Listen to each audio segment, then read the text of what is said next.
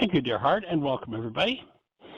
Delighted that you're here with us and honored to be able to move the conversation forward to the next level of understanding these amazing principles. And I was talking to someone recently that triggered a desire to cover a particular topic on the show, so I want to open that one up. And as I was speaking to someone who was well, let's see, what should I say? Someone who's been involved in doing their work for many years and is a pretty high-level therapist. And I had responded to a post that they had put up, and they were talking about the idea of something making you feel. How did that, basically the question was, how did that make you feel? And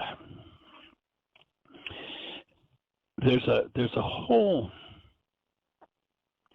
complex of information that goes into creating this thing called perception in the mind, a construct that shows us not necessarily what's true about what's happening in the world, but what's true about what we believe is happening in the world. And because those two things can be very literally diametrically opposed, depending on the language that we use, I just want to bring forward once again a reminder of the power of words. If you listen to Yeshua 2,000 years ago, he says the power of life and death is in your words. You might remember your mother saying something to you like, as mine did, choose your words carefully. One day you may need to eat them. And there was wisdom in that. And so I want to kind of start out with a basic idea and then develop it from there, just to kind of cover that whole topic. You might want to do a search on YouTube, and there's a TED Talk done by a man named Anil, A-N-I-L-S-E-T-H. Anil Seth is a neuroscientist at, if I remember correctly, University of Sussex in England. And what Neil offers to us is the understanding that perception, the world we see, the construct of our mind is nothing more than a construct. It is the mind's best guess based on what's resonated within it, its best guess about what is actually happening outside of it. But they're two different things. Now, the best we can hope from perception is that the information that's used to develop it is true and accurate, and therefore our perception gives us something true about what's happening in the world. But the offering here is, if perception is coming from the mind, that even if everything it tells us about the world of actuality is true, it's still just a reality in our minds. So reality is a construct in the mind. Actuality is what actually happened. If our reality is 100% accurate, it's still just a reality in the mind. It is not what actually happened in the world. And my offering is that you don't have actual life until you are actually interacting with what's actually going on in the world. And I know that's a lot of actualities.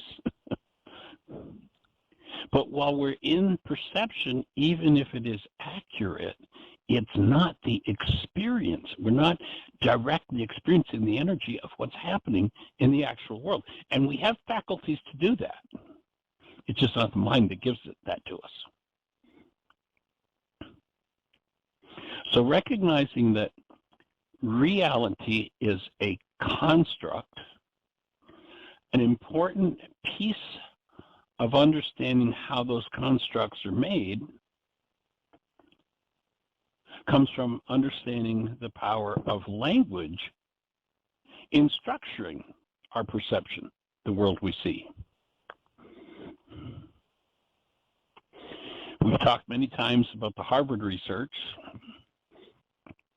in the realm of psychology that says that in a time frame where 10,000 brain cells are firing, there are 10,000 measurable units of electrical activity happening in the brain, the max amount of data that goes into constructing your perception is 9 bits.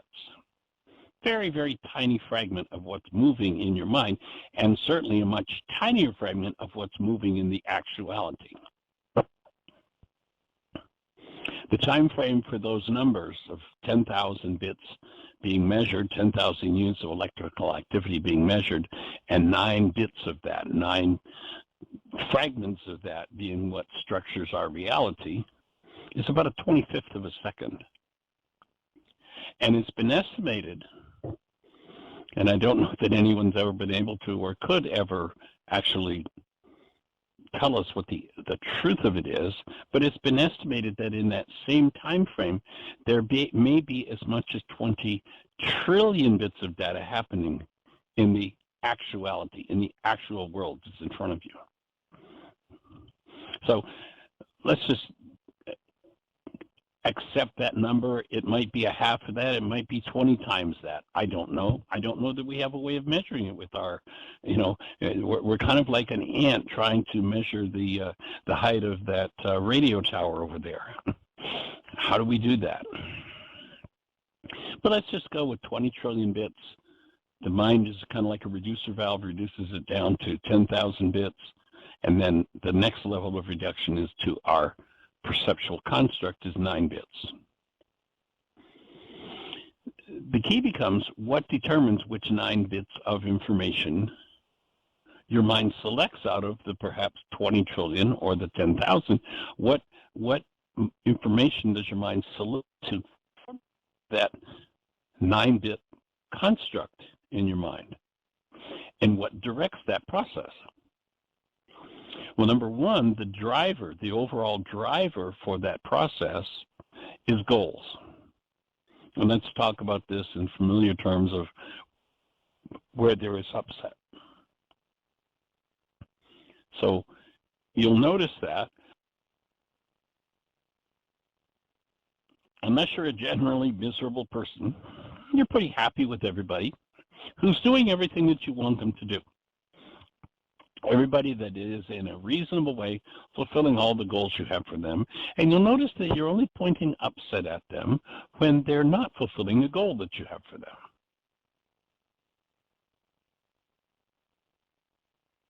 And our goals, by and large, are formulated out of words. So words instruct the mind what data it is allowed to use to generate its construct, your perception. Words either allow or inhibit certain information from being used.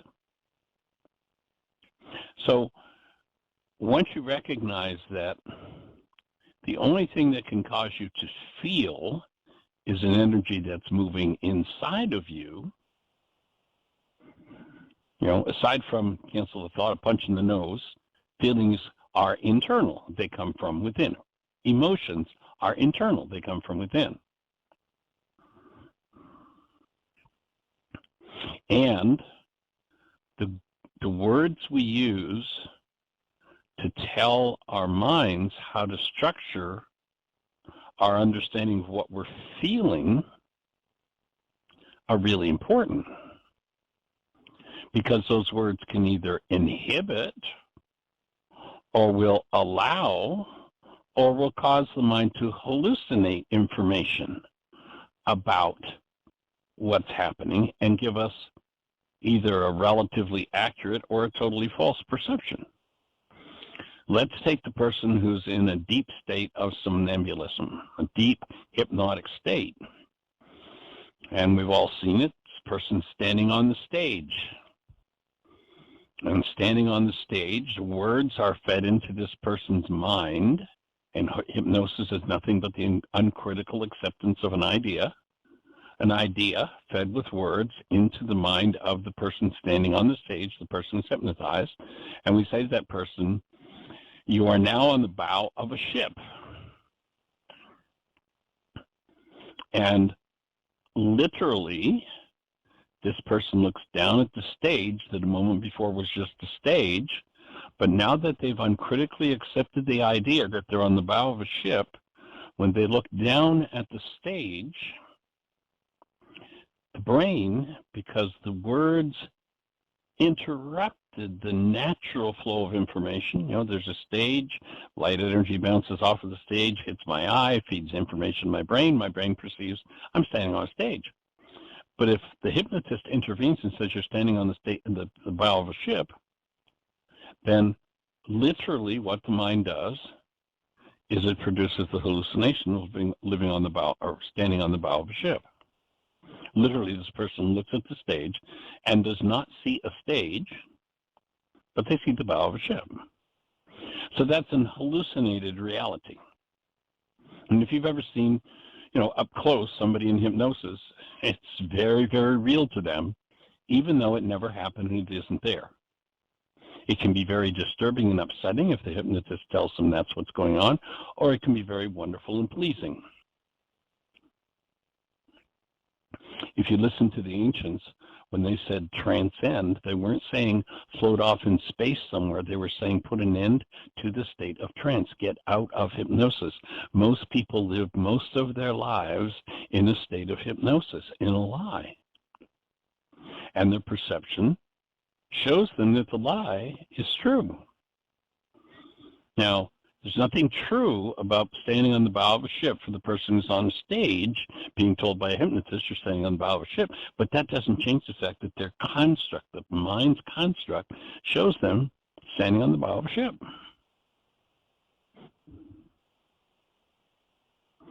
If I feed incorrect words to my mind has this ability to turn my words into pictures. You're on the bow of a ship, and sure enough, the mind turns that into pictures. Now, if I speak accurately about, let's say, a painful emotion that I have, then my accurate speech is going to be, well, this event happened in the world, and what that resonated in me was this particular quality of pain. And when I speak those words accurately to my mind, I've given my mind permission to show me that this pain is something that comes from inside of me and belongs to me. But if I speak inaccurate words, and my words are a desire to deny and not own what's happening in me, and I say, you made me really suffer by the hurt you inflicted on me when you did whatever it was that you did. My mind will then generate for me a construct. And remember, when you're looking at 10,000 brain cells firing and only 9 bits of data, you're looking at evidence. And words are the primary thing that give the mind permission to show certain evidence. So when I say to my mind, you really hurt me when you did that, I've said to my mind, structure for me a construct where I get to see that Bill over there is the cause of my hurt. And my mind will literally build me a construct, a 9-bit picture, where I see Bill as the cause of my hurt. And I really will see it and experience it that way. That's the power of words in the evidential mind. And the reason I'm talking about this is, and as I say, I was interacting with someone who's been involved in this work for some time and is a fairly high-level therapist, but still talking about how did that make you feel? My offering is that we need to give up the fallacy that anything outside of us can cause us to feel anything. Again, aside from a punch in the nose. You get a punch in the nose, you're going to have some, experiences in there. But, we talk to somebody on the phone who's on the other side of the world and we rage at them for causing all this pain in us. It's like, how could somebody on the other side of the world speaking into a little piece of plastic and metal with a glass face on it cause air molecules to move because of the way they vibrate their voice box, and those air molecules cause a little plastic thing called a microphone to vibrate back and forth, and that vibration of the microphone is converted into an electrical frequency that then is inserted into a signal that travels from the other side of the world through the air, through electronic waves, through technology. And there's an antenna just down the road. That frequency is broadcast by that antenna, and I have another little with a glass face on it and a little plastic cone in it called a speaker, and that electrical frequency that came out of that person's mouth on the other side of the world resonates and fires with a similar frequency here in my phone, and I think I hear that person saying words, and I say, "Your words really upset me." I mean, how silly is it that someone vibrating their voice box on the other side of the world, because a little piece of plastic in this thing I call a telephone vibrates, that they caused me to be upset? I mean, it's just pure silliness. So my offering is that giving up that fallacy that anything can cause us to feel anything, and recognize that all that the outside world can show us is what's already within us. So if somebody on the other side of the world vibrated their voice box, telephone broadcast a signal, signal's decoded by my phone and comes back to me, I need to recognize that my emotions are a part of perception. And that my emotions are a reflection of something that's going on inside of me. It's an internally generated construct of my mind. And if I don't like its effect on me when it moves in me, by telling you that you're the reason I'm experiencing this, I leave a whole step out of what's happening in my mind and in my structure where this energy is stored that I'm feeling the effects of. If you can do me the favor of showing me some sort of emotional pain that I have in me, and I can actually own it, then you've given me the opportunity to recognize I've got something stored in me that is causing pain, which means, in effect, it doesn't belong in me. And so now I have the opportunity to heal that. I have the opportunity to remove that. I have the opportunity to forgive that energetic pattern in me, remembering that forgiveness has nothing to do with me letting you off the hook for what's happening inside of me, but that forgiveness is a piece of technology with which you go inside yourself and you collapse the world of false perception, and you get to access directly the underlying energy that's stored in you that's causing you to feel. Now that's a huge blessing, unless you live in denial. And denial leads to deepening disease. And I'm speaking of the specific definition of denial that we've developed in this work, which is whenever I think or speak as though something outside of me is the cause of something moving inside of me, then I'm in denial. You know, in order to play the blame game and believe that my lie, that something or someone outside is a cause for what's happening inside of me, I've got to hide the real cause of it from me. I've got to hide the energy that's moving in me and hallucinate a construct that paints for me a picture of a world that shows me that you're the problem, that you're the reason I'm feeling this, rather than the reason I'm feeling this is because it's inside of me. Now, the problem with that whole game of denial thinking or speaking as though something outside is the cause of what's moving inside, means that each time I enter into denial, I successfully hide the cause of what's really going on. And hiding that is called dissociation.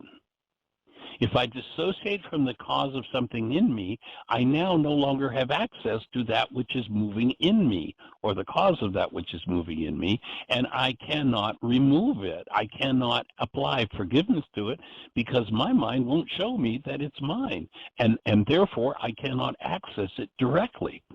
I'll always remain in that dissociated state. So I've created now, through denial, through this pretense, through this cultural idea that you're the cause of what's moving in me, I've created a natural internal condition.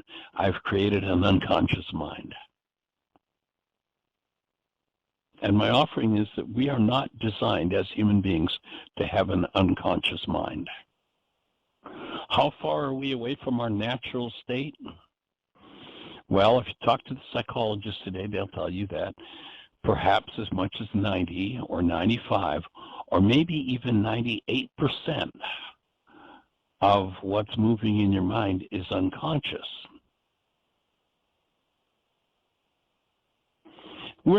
So how far are we away from our natural condition? Well, if 98% of what's going on in our minds is unconscious, we're a long way from condition where we're not designed to have anything unconscious in us.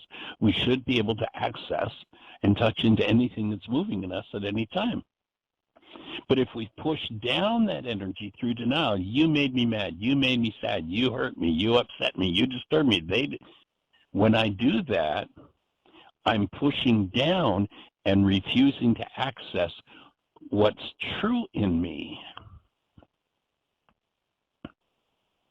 Which means I'm going to increase the discomfort wherever that energy is stored in tissue, and because relative to any particular part of my tissue, if it's causing pain because it's of a disintegrative nature. It's not designed to be there.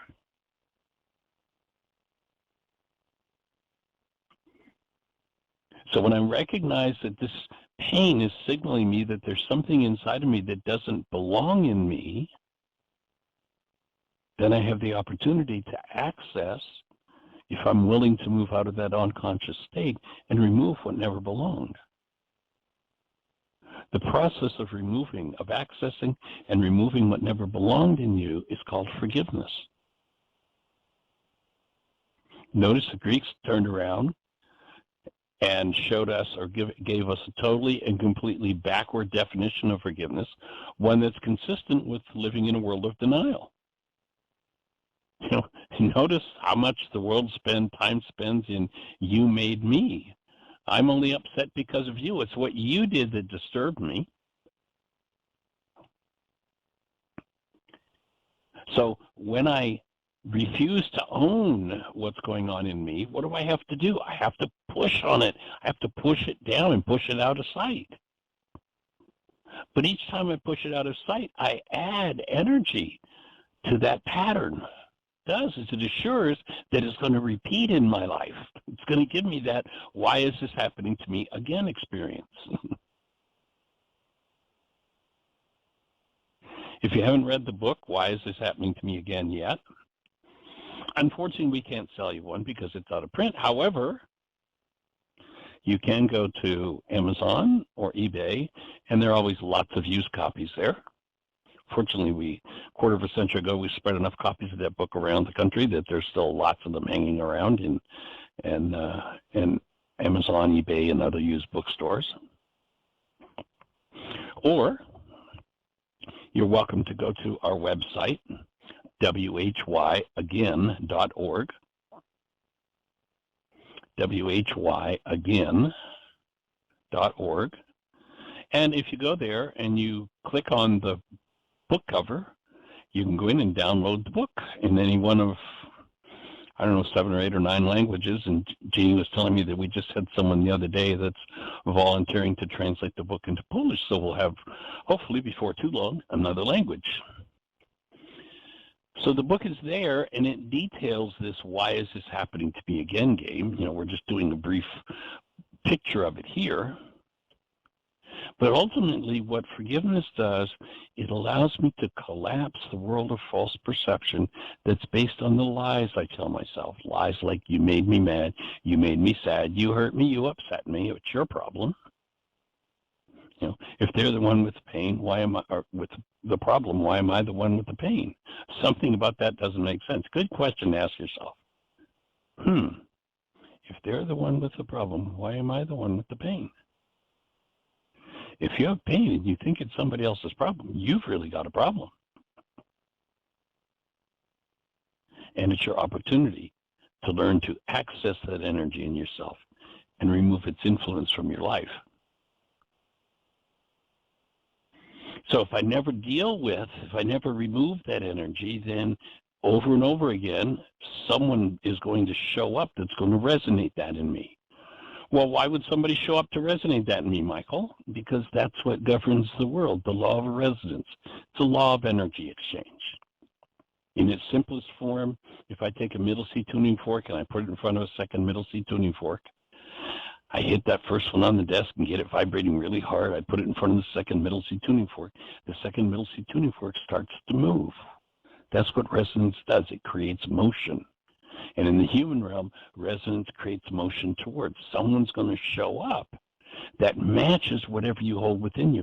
And the more you try to push it down, the more you put energy into it. I like to use an example of, let's imagine that I've got a 3-foot diameter spring that stands 3 feet high. And here it is on the floor. Can that spring do anything just sitting there on the floor? Can it create motion? Can it go anywhere? No, absolutely not. But what happens if I go over and I push on that spring and lock it down? Now there is potential energy stored in that spring. And what if I push on it again and again and again and again and again, and I spend my whole life saying things like, you made me mad, you made me sad?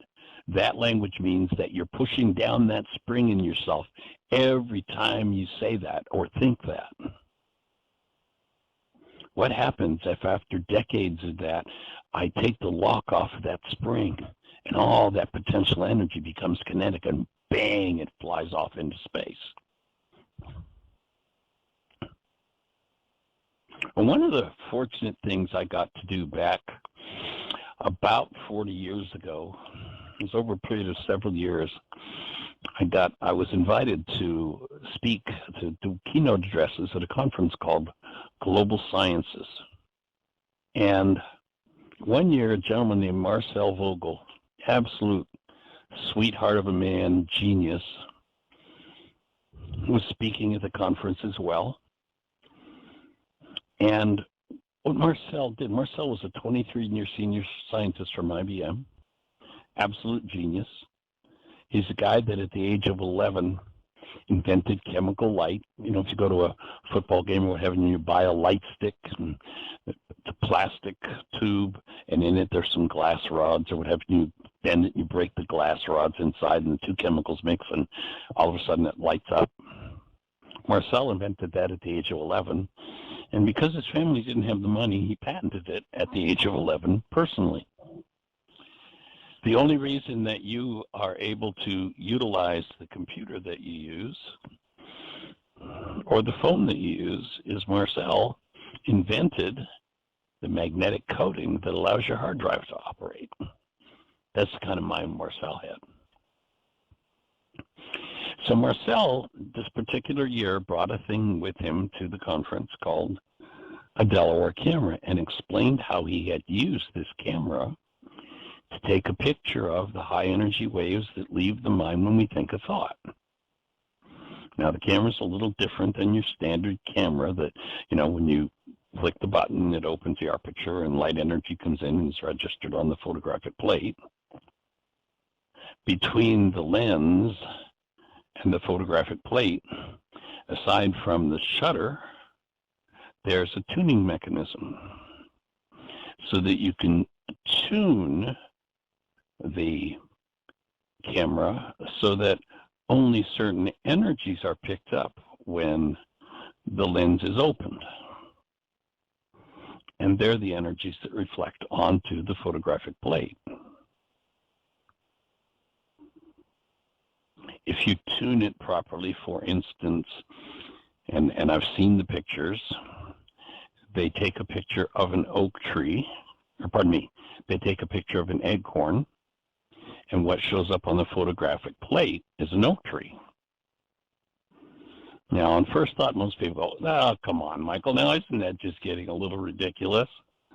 It's like, well, if you understand the world and physics and how it works, you know, I'm in a room right now, I'm not listening to one radio station, I don't have the TV turned on, but, you know, invisible to me right now, there are probably 1,000 different television stations and who knows, 10,000 different radio stations that are in this room with me right now. All I need is the decoding mechanism, the tuner, to attune to it, and I can be listening to that station. It's here.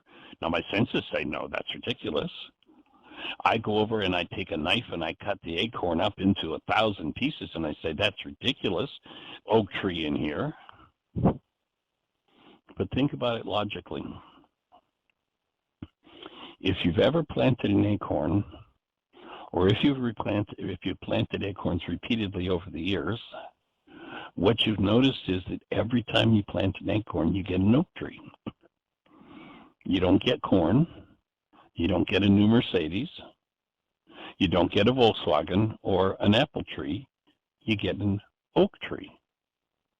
Now, obviously, in the same way that these radio stations and these television stations are in the room with you and I right now, in the oak tree, or pardon me, in the acorn, there has to be the instruction set, the vibratory image, the picture of the oak tree. Because every time you put that puppy in the ground and you give it water and you give it light, it turns into an oak tree. Obviously, the instruction set is there if you know how to read it. So now here's Marcel, and he tunes the camera properly, and he can take a picture of the high energy waves that leave the mind when we think a thought. Now, if there's something in my life that I say, boy, I never want that to happen again, you know, like if I say to you, don't think about the color of your car, what moves in your mind? Through resonance, what moves in your mind is something about the color of your car. If I say I don't want that to happen to me again, what energetic pattern is moving in me except that? And if these high energy waves are literally moving out from me, is that the creative wave? Is that what motivates somebody to be moving toward me, resonating into my space, and then doing a behavior that maybe they've sworn they would never do again? You know, how many have ever gone into somebody's space totally committed to being loving, caring, nurturing, and all of a sudden found yourself functioning like a mad banshee? It's like, what happened? Why did I go into that fit of rage with them? I was going in there to be gentle and nurturing and supportive. Well, here's what happened. There was a high energy wave emanating from their minds about being abused, and there's a high energy wave in your mind that matched their abuse, and that resonance set up, moved the energy in you of abuse, and perhaps against your own will and choice took over as you spewed that abuse on that other person. Why did you spew that particular form of abuse? Because it was in you. Why did you spew it on that person? Because they were in resonance with it, and that interchange of energy resonated, activated that in you.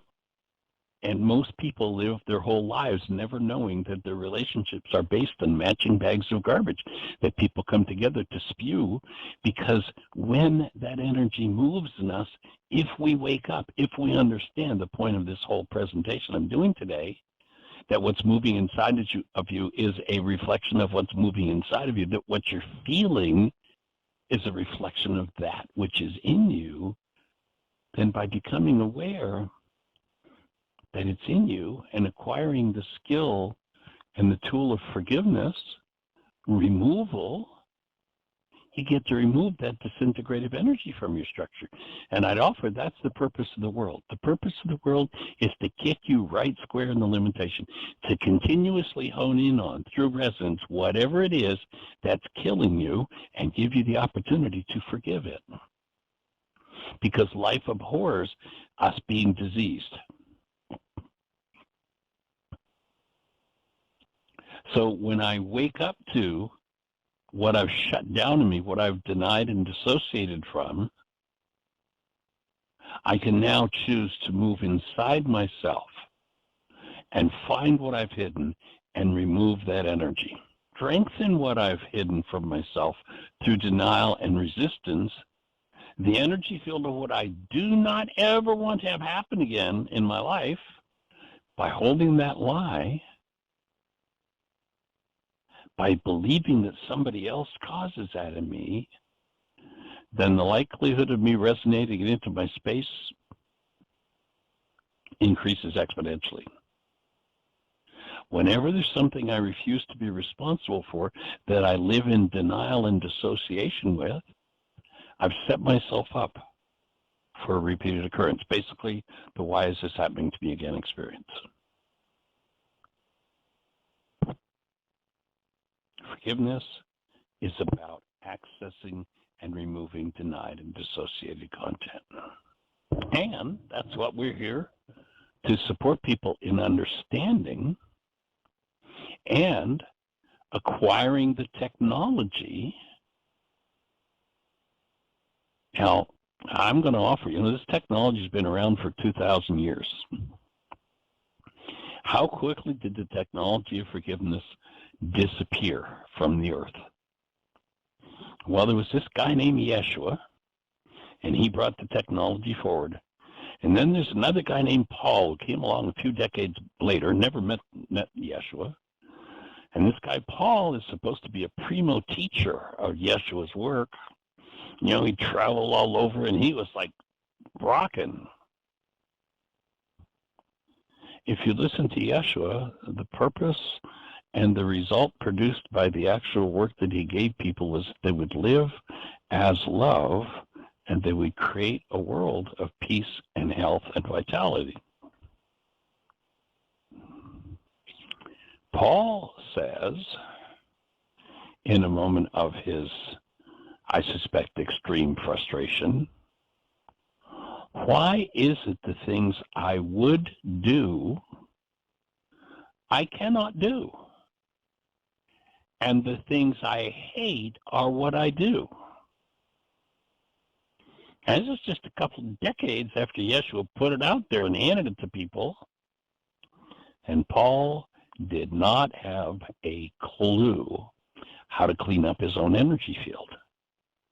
And so he found himself driven by those internal unconscious dynamics I would offer to do things that he thought were vile, and to be incapable of doing things that he thought were wonderful and that he wanted to be able to do. If it left and disappeared that quickly,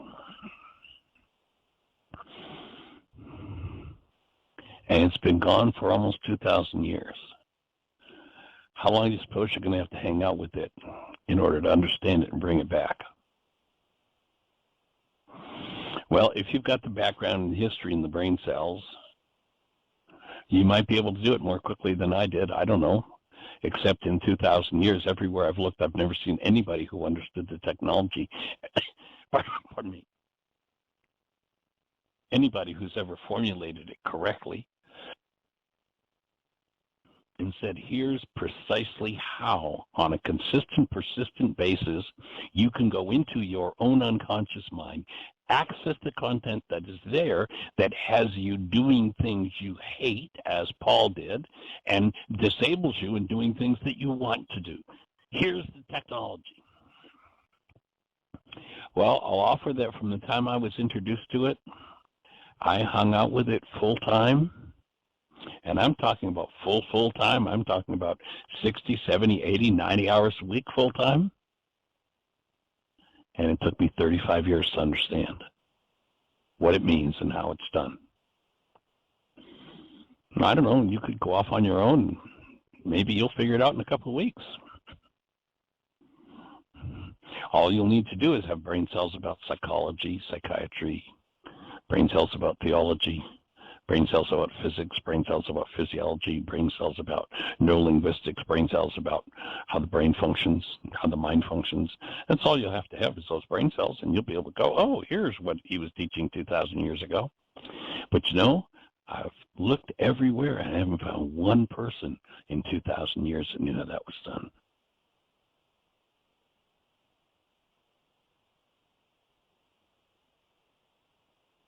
If you're not using the forgiveness process, we invite you to go to our website. You can do it live. There's a worksheet, step-by-step process. You can do it live right there on the website. You can print the worksheet off so that you can do it yourself at home. Or if you have a smartphone, into your app store, Heartland, Heartland, Aramaic, Aramaic, forgiveness. Type in Heartland Aramaic Forgiveness, and you'll be looking at the only forgiveness app in the world, which the genius of Miss Jeannie created. And thank you, sweetie, for all the, I don't even know, thousands of hours you put into understanding and then being able to put that into a format that anybody can pick up and use on a minute's notice. You don't have to spend 35 years. You can pick it up. There's the worksheet, fill in the blanks, and that's it. Jeannie, I think, was talking about the fact that there was a book club that we did, and she put the video of that. I assume it's in the notes today. It's also on the website.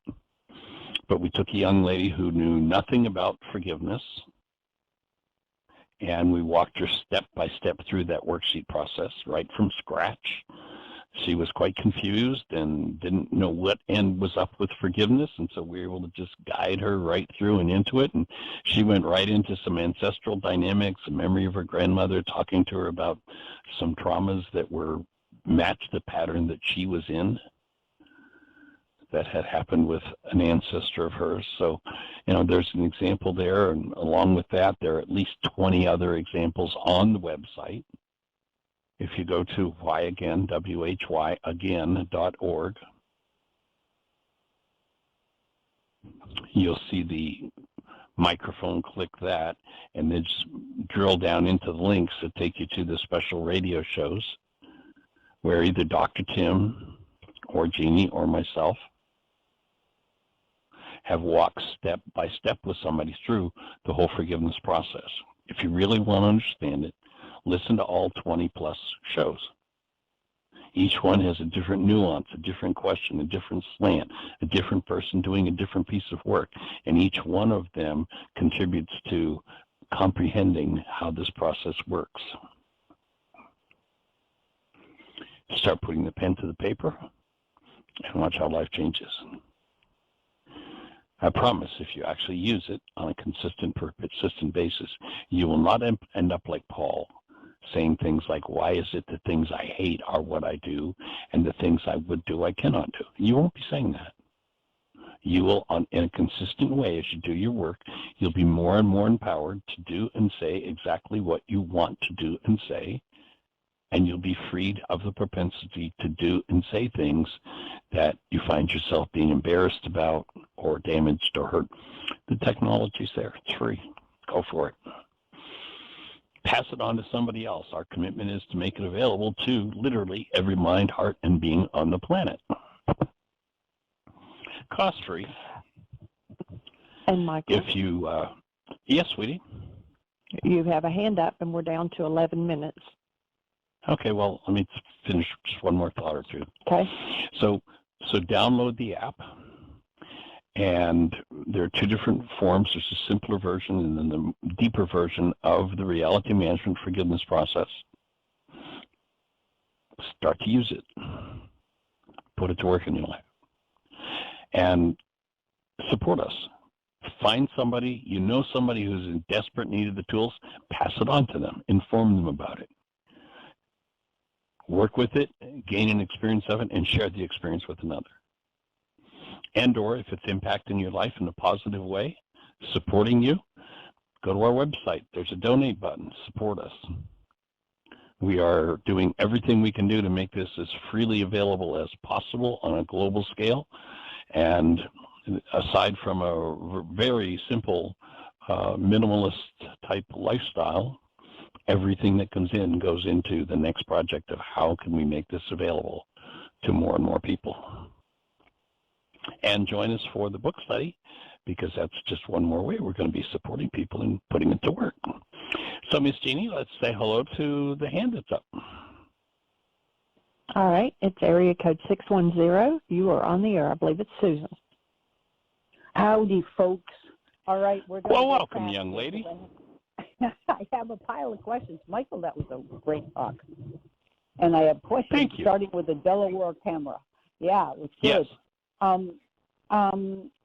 This is a nitty intellectual question. What Okay. kind of a picture of the oak tree did it show? Is it a generic oak tree, or is it the literal oak tree that's going to come to life if it's planted properly? Well, my take would be that it's somewhat like perception, in that the frequency pattern that is in the oak is going to be reflected into a structure that it will ultimately end up becoming. And, you know, it's actually been years since I've seen these pictures, and I think Jeannie's got links on the website if you want to go read more about it. I mean, there's one set of pictures I remember looking at was a picture of a fetus in utero at 1 month, 2 months, 3 months, and 6 months, and you could see the whole developing fetus. All 4 pictures were taken the same day. Now you say, well, how's that possible? Well, you know, at day 1, does something go into the single cell that's been conceived and say, well, let's see, I need to put instructions in for day 2, and then on day 2 say, oh, I need to put instructions in for day 3, and on day 200 does it say, oh, I need to go in and put instructions? No, the instruction set is there, it just unfolds. And so if you, like the television signals in my room, if I turn the television on, I've got the right decoder, I can see what's happening on ABC or NBC or CBS or whatever. And if I have the right decoder, which is what the Delaware camera is, I can see what that, which is in front of the lens, if it's tuned properly, I can see what it's going to become. Wow, the implications for that are huge. Like, for instance, monumental. Do we have our whole selves? Is it imaged right away when we're first conceived, and it shows us as an old person, maybe even a dead person?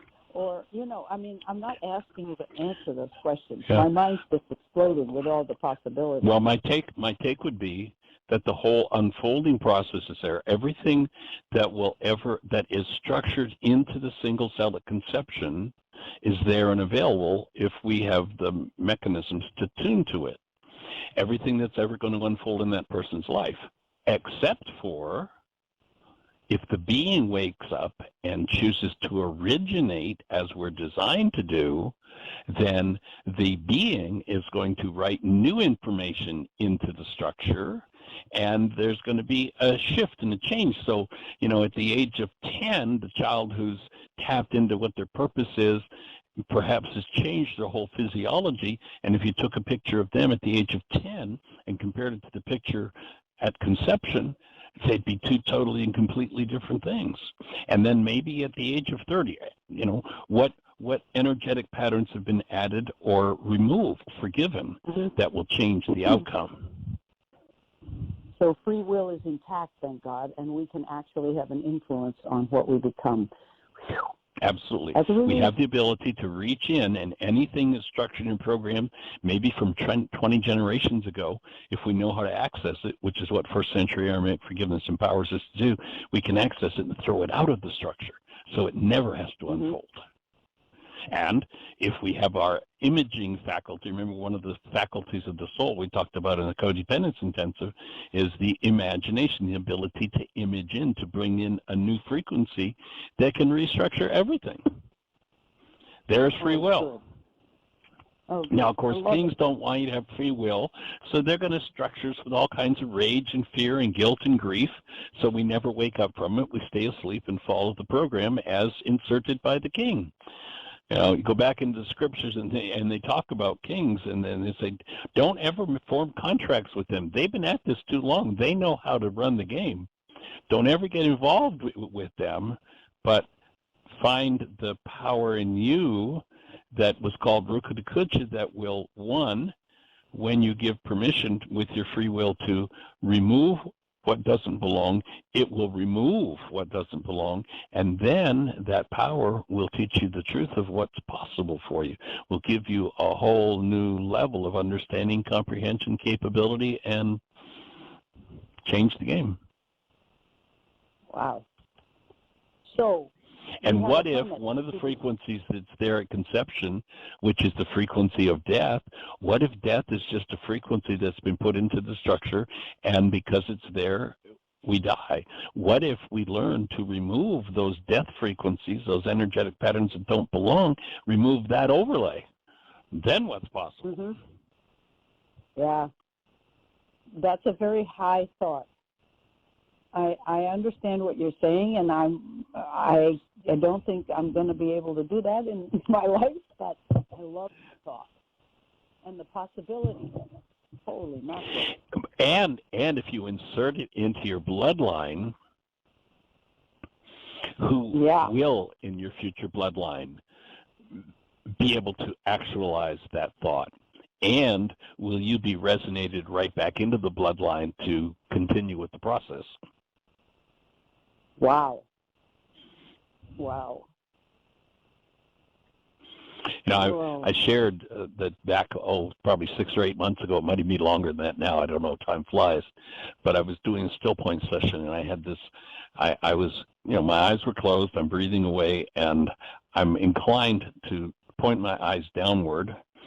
And what I see is just this vast, unfathomable field of darkness with just throughout it small, tiny lights throughout the whole vast array of darkness, and an uncountable number of small lights in that.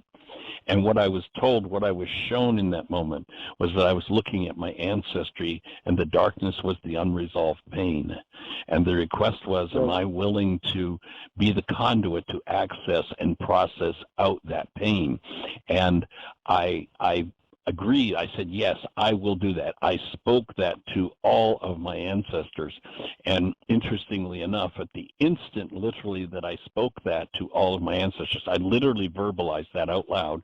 My phone rang, and it was my son on the phone. Now, I've never had a conversation with my son about ancestry or, you know, grandfathers, nothing in that regard. But literally, the instant that I said that out loud in my still point session to my ancestors, I will handle that, the phone rang, and my son was on the phone. He's, Dad, I'm on Ancestry.com, and I need some answers about some of our ancestors. That was pretty good confirmation for me. That story. that was a pretty powerful confirmation. It's like, okay, we're on track. Wow. Okay, that's amazing, and it's too bad we have too little time to